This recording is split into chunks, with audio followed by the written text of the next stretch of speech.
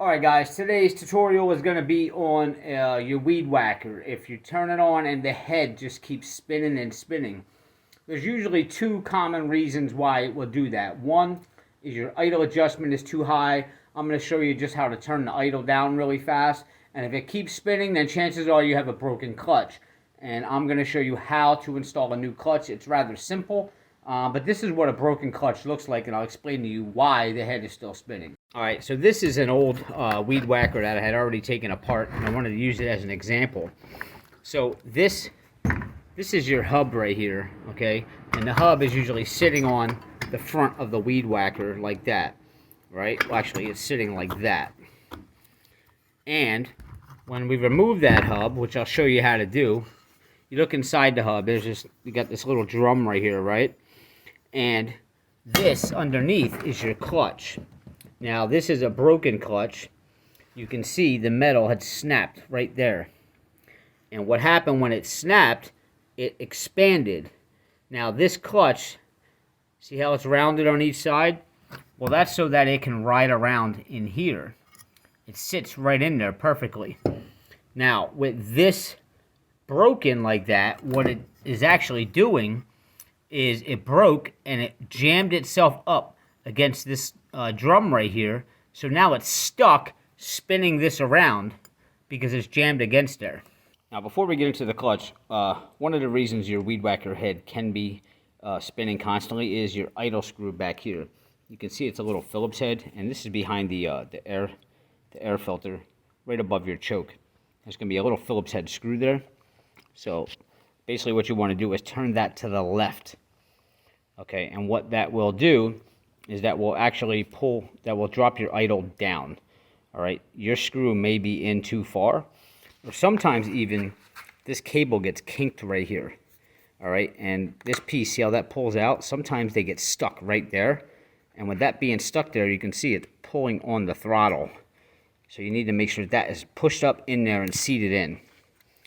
Okay, and sometimes these handles can slide too. If these hex head bolts on the side of it come loose, this handle can slide up, and if that slides up, it pulls your cable up, and you can see your throttle is up, and that will keep the head spinning.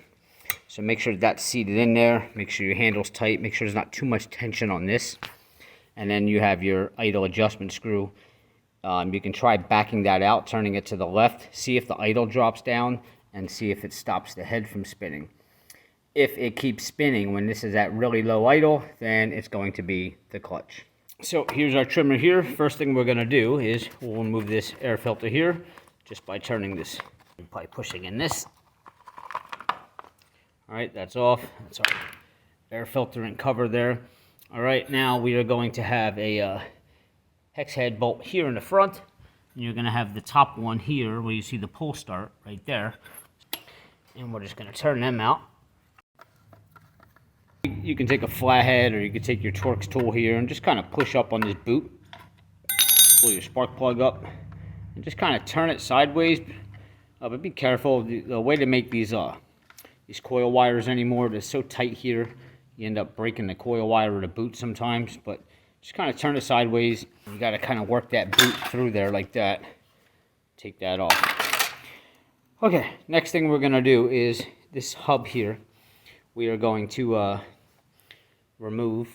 You're going to see a hex head, a couple of them around the side of it here. There's another one there, and you'll have some going all the way around there, one over there.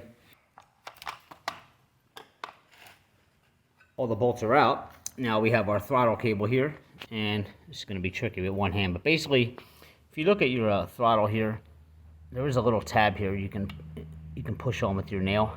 All right, so we want to push that forward and push our cable. So I'm going to try to pull that. Almost had it. There we go. Now we can just pull the cable through there like that. You're going to have these two wires left here. These pretty much just unplug. Just kind of pull these. There you go. They should unplug just like that.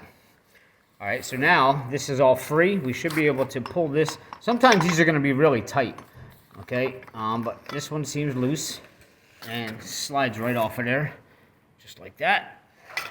And now our unit is pretty much free to work on here.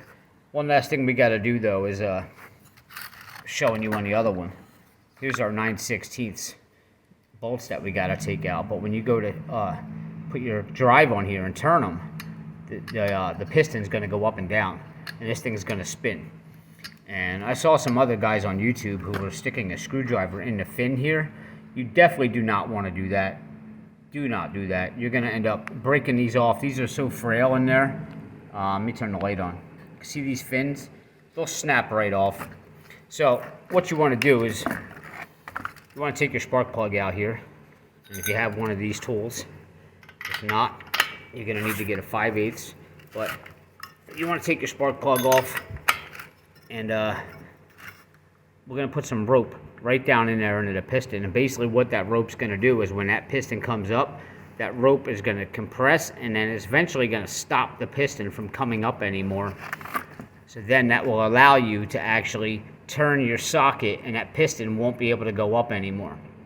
Now this is basically like a pull cord rope. So we just want to stick it down in there. And try to push it in with your hand as much as you can. You can also get, which I highly don't recommend, as I've seen other guys doing it too, is taking a screwdriver and pushing this down in there. I mean, if you slip and you hit that piston, or you score up the threads where your spark plug goes in, you're just going to have so many other problems. So just try to get this down in there with your hand the best that you can. And you definitely want to leave enough out so that you're able to pull it out when you're done. Otherwise, you're going to be going down in there with a little pick. Now, once you have all your rope down in there, what you want to do is kind of hold your motor here with your legs and just pull up a little bit. See, I can't even pull it now. So when it raised that piston up and kind of crushed the rope. So now, when I go to turn this, it's stopping right there. All right, there's one. Other one on there. There's the other. And don't pull that rope out just yet, because remember, you're going to have to put the new one on, and you're going to need to tighten it down. Now we'll just go ahead and finish pulling these out. Now remember, on these bolts, that there's going to be a washer right there. Okay? So you don't want to lose that.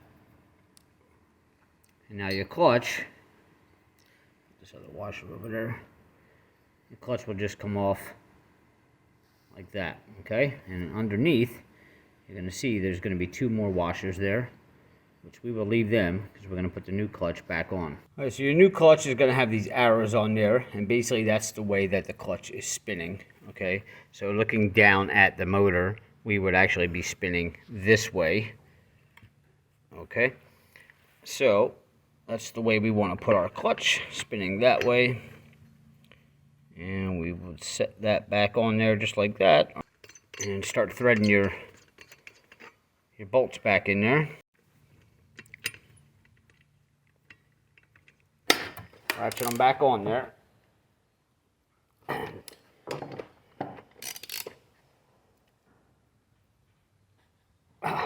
Alright, clutch is back on. Pull your rope out, and you'll see you're able to move that piston again. So please guys, hit subscribe below, give me a like, and we'll see you next time.